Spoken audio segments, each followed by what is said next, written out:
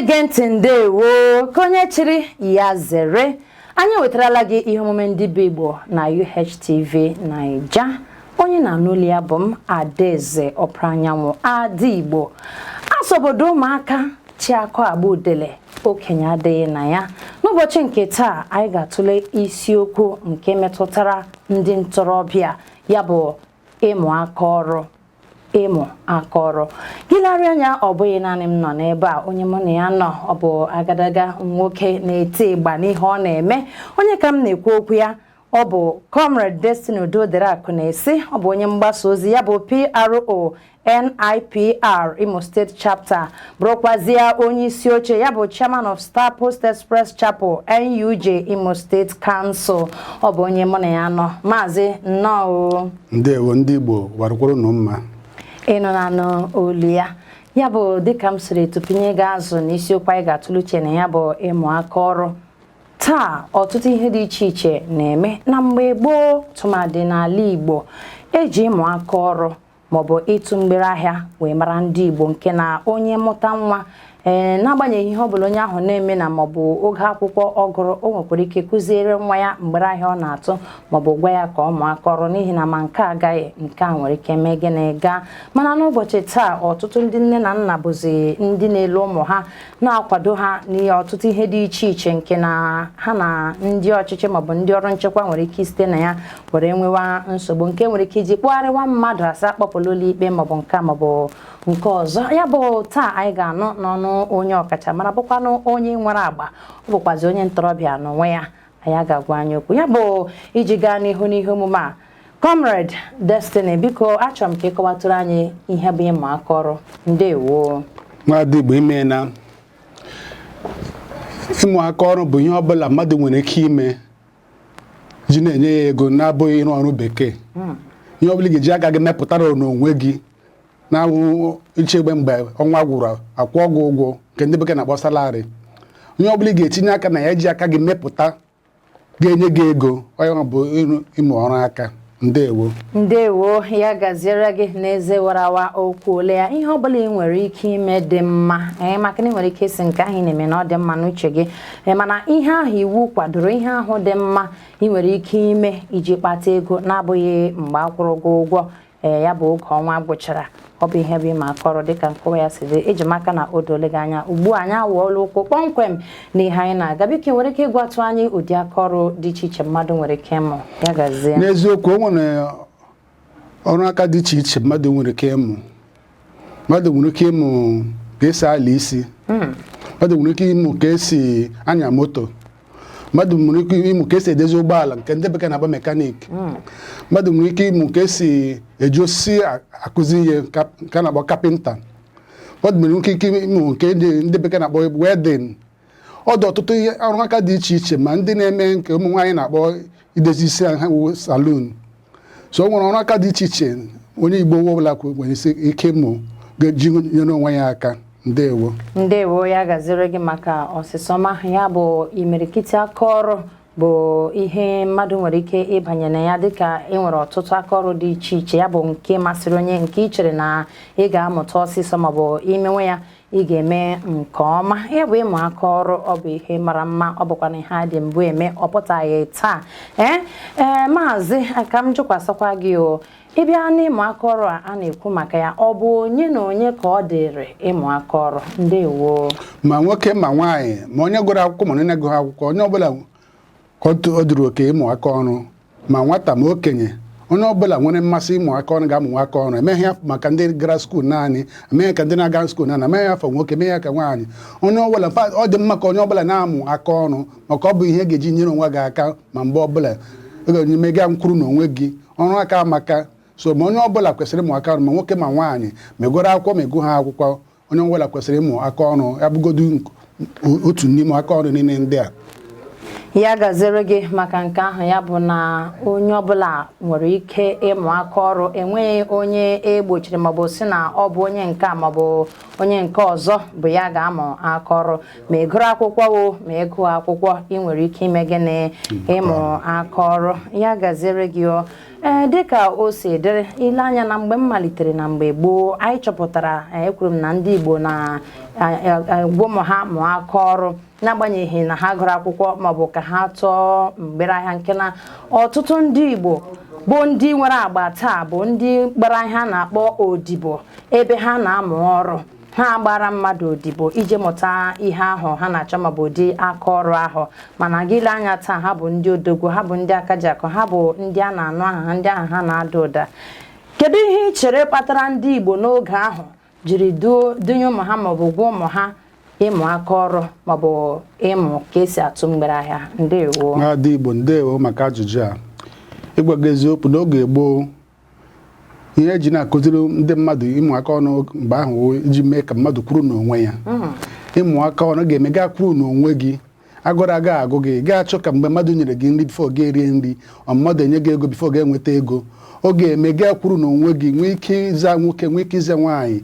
Onye mere ndị mmadụ mgbe gboo ahụ ji na-akụziri ụmụ ha ịmụ aka ọrụ, because ịmụcha aka ọrụ ọ ga-eme gaa kwuru n'onwe gị, onwe onye ga-abịa kparịwa gị n'ụdị ọbụla, n'ihi na o nwere ihe gị onwe gị na-eme, ga-eji aga gị na-emepụta. Ndewo.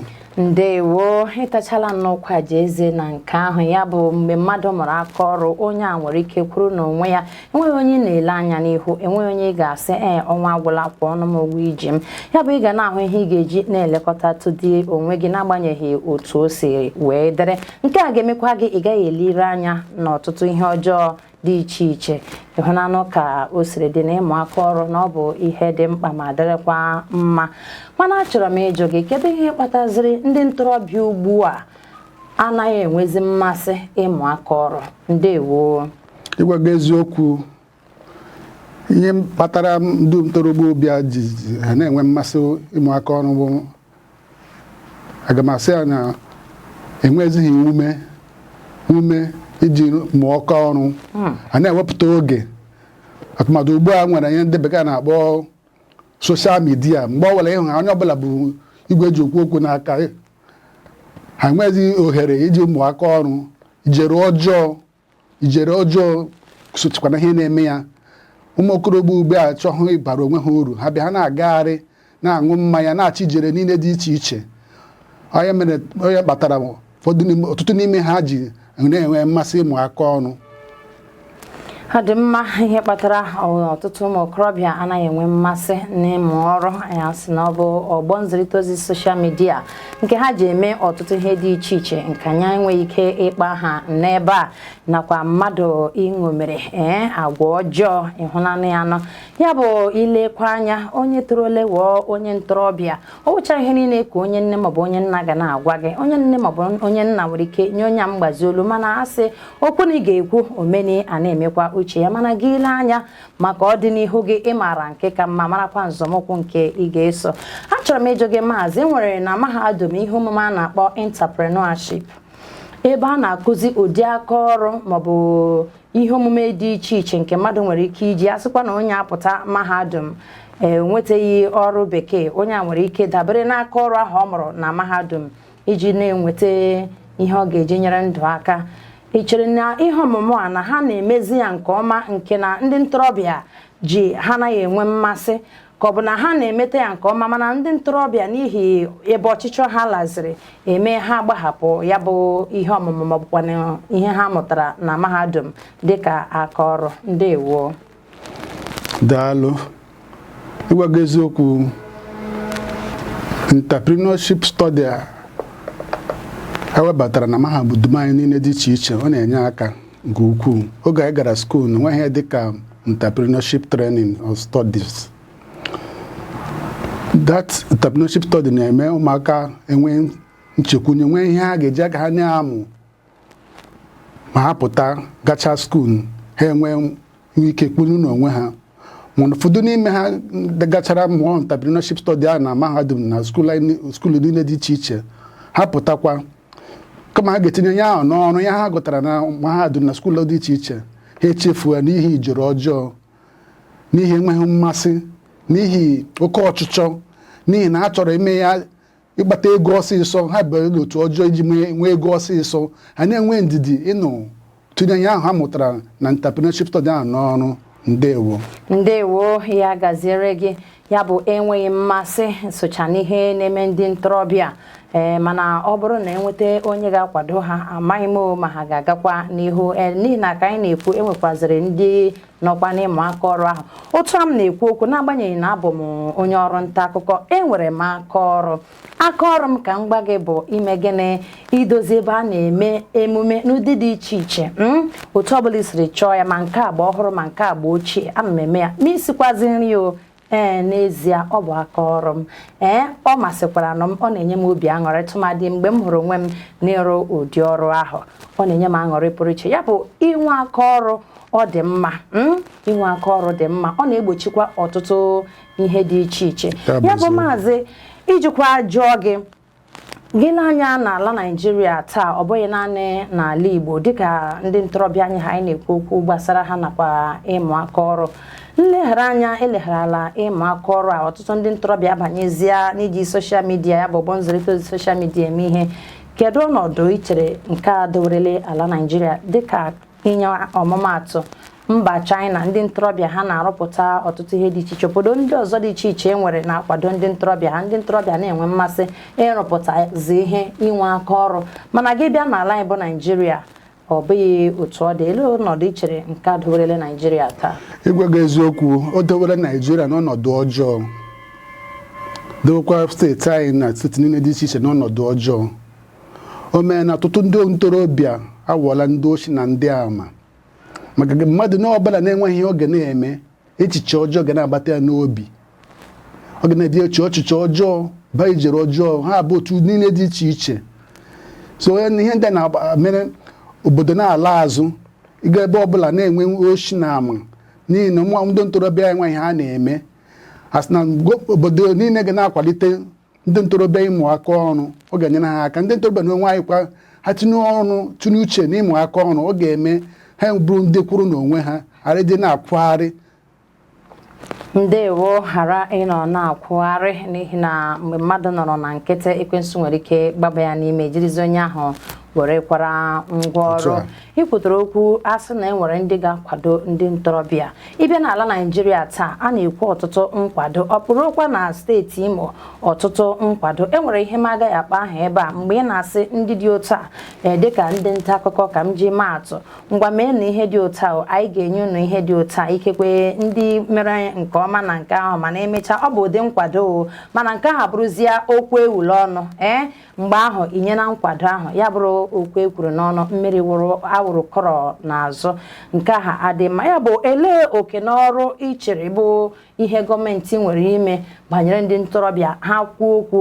ha eme ya n'ihi na ọtụtụ oge ka anyị na-anụ na a na-enye nkwado nkwado a ọ na-erutekwa ndị ntorobịa banyere ịmụ aka ọrụ maọbụ ịmụ ka esi atụ mmiri ahịa ndewo ndị gọọmenti ga-agbalị hụ na ndị ntorobịa akwalitere ha ụfọdụ n'ime ha bụkwa ndị mụchara aka ọrụ a ha enweghị ego ha ga-eji malite ya so ọ ga-adị mma ka gọọmenti nyere ha aka mepee ọtụtụ ebe niile ga-amụ ọrụ aka dị iche iche nke a na-akpọ skill acquisition centers ọ ga-enye ndị ntorobịa aka nye ha ego mmalite iji bido ọrụ aka ha mụrụ then ihe ọzọ na-eme ha bụ na ebe ọbụla ụfọdụ n'ime ha mụchara ọrụ aka enweghị onye ga-abịakwado ha na-akwarizi ọ ga-adị mma ka gọọmenti tinye uche n'ọrụ kwalite ndị ntorobịa iji nye ha ego mgbajinye ha ego ha ga-eji bido ọrụ aka ọbụla ha mụtara ndewo ya gaziri gị ya bụ gọọmenti nwere oke n'ọrụ ọ bụghị nke ekwucha agaghị emezu ya ikekwe enye ya ndị nyeruo ndị ahụ agaghị enyeru ya gọọmenti na-enyebakwa anya n'ihe inyere maọbụ ozi iziri asụ ozi iziri anwụrụ ọkụ n'oruola eluigwe ntị ndị ahụ edunyere n'ọrụ a maọbụ zipụ ozi nyere unu ndị dị otu a unu na-achọpụtakwa ma ha na-eme ya maọbụ ha na-ewere ya nye ndị sọrọ ha maọbụ ha na-agba ya n'akpa nke ha ya bụ ihe a ga-emezi emezi maka na ihe meziri emezi a na-akpa ya nwa mma ma enwe ihe ọzọ ịmụtara taa ịmụtala na ịmụ aka ọrụ na ọ dị mkpa amaghị m ihe ị na-eme ịbụ onye ntorobịa ọsọkwa gị bụrụ onye agadi oge agabeghị n'ihi na enwekwara ndị na-anọ na ha laa ezumike ọrụ ma onye ahụ ka dị ike onye a nwere ike gaa mụọ otu aka ọrụ maọbụ ọzọ ijikwa na-elekọta ezinụlọ ma na-enyere ndụ aka ya bụ ma onye ukwu ma onye nta nwere ike ịmụ gịnị aka ọrụ mana ọ na-akacha mma ịmụ ya mgbe ahụ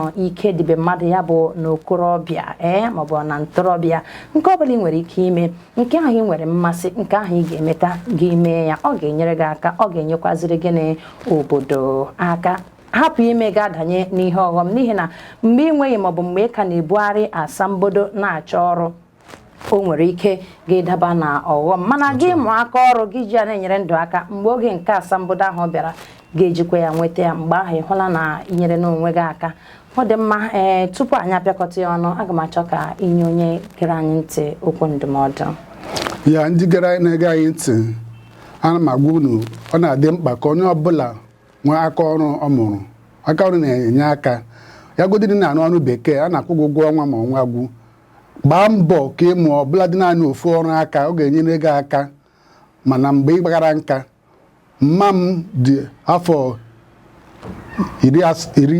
70 ugbu a mana ọrụ aka ọ mụrụ mgbe ọ dị agbọghọbịa ọ ka na-emekwa ya ugbu a ya bụ ka esi eke isi na ka esi afọ ịchafụ ka mma m na-emekwa ruo ugbu a ọ wụrụ na mma nnukwu mana ọ ka na-emekwa ihe ahụ ọ mụrụ na agbọghọbịa ọ ka na-enyere ya aka ugbu a ọ na-adị mkpa ka onye ọbụla ma nwoke ma nwaanyị ma ndị na-arụ ọrụ bekee ka onye ọbụla jisi ike mụọ gịnị ọrụ aka na-enye mkpa ndalụnụ ndalụ nke ahụ bụ olu Comrade Destiny Udodere Akụnesi ọ bụ PRO NIPR Imo State Chapter bụrụkwazịa Chairman of Star Post Express Chapel NUJ Imo State Council otu a ka o siri dị ọ tacha n'ọkwa jezi ejikwa m aka na ị ga-etinye ihe mụtara taa n'ọrụ mana agọrọgọ fọmasị ya gaziere gị chebirikwa anyị mgbe anyị ga-ewetara gị ihe omume ndị bi Igbo ọzọ na UHTV Naija onye nụrụ olu ya bụ m Adaeze Ọpara Anyanwụ Ada Igbo asị ụfọ ji fọ